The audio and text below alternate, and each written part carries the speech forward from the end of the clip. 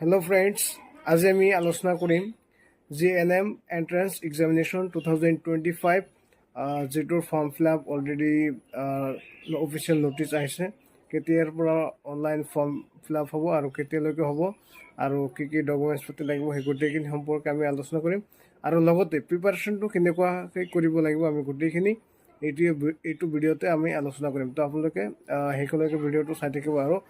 যিসকলে মোৰ এই চেনেলটোত উদয় ফৰ মেডিকেল আছাম চেনেলটোত নতুন সিহঁতে ছাবস্ক্ৰাইব কৰি ল'ব আৰু নতুন নতুন আপডেটসমূহ পাই থাকিব এইটো মেডিকেল ৰিলেটেড যিমানখিনি এণ্ট্ৰেন্স এক্সাম হয় আৰু তাতে কেনেকৈ প্ৰিপাৰেশ্যন কৰিব লাগে গোটেইখিনি আমি আমাৰ এই চেনেলটোতে পাই থাকিব তো যেটো GNM এন্ট্ৰেন্স এক্সামিনেশ্যন 2025 এইটো অলৰেডি আজি অফিচিয়েল নোটিছ ৰিলিজ হৈছে এক্সামটো হ'ব এক্সামৰ যেটো ফৰ্ম ফিলিং সেইটো ষ্টাৰ্ট হ'ব 13 তাৰিখ 5 মাহ 2025 পৰা জুনৰ 13 তাৰিখলৈকে এইটো এক্সামৰ যেটো ফৰ্ম ফিল আপ সেইটো হ'ব আৰু লগতে GNM এন্ট্ৰেন্স এক্সামৰ যেটো এডমিট কাৰ্ড সেইটো এডমিট কাৰ্ড ৰিলিজ হ'ব 1 তাৰিখ 7/01/2025 তো যিখিনি প্ৰিপাৰেশ্যন কৰিব লাগিব প্ৰিপাৰেশ্যন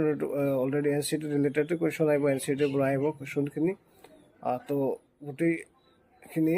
NCT কিতাপখন ভালকৈ পঢ়িলে আৰু যিখিনি চিলেবাছ আছে আমি গোটেইখিনি চিলেবাছ সম্পৰ্কে ভিডিঅ' এটা বনাম আৰু আমাৰ চেনেলটোত অলৰেডি আপলোডেড কিছুমান GNM এণ্ট্ৰেন্সৰ কেনেকৈ প্ৰিপাৰেশ্যন কৰিব লাগে গোটেইখিনি আমাৰ চেনেলটোত অলৰেডি আপলোডেড হৈ আছে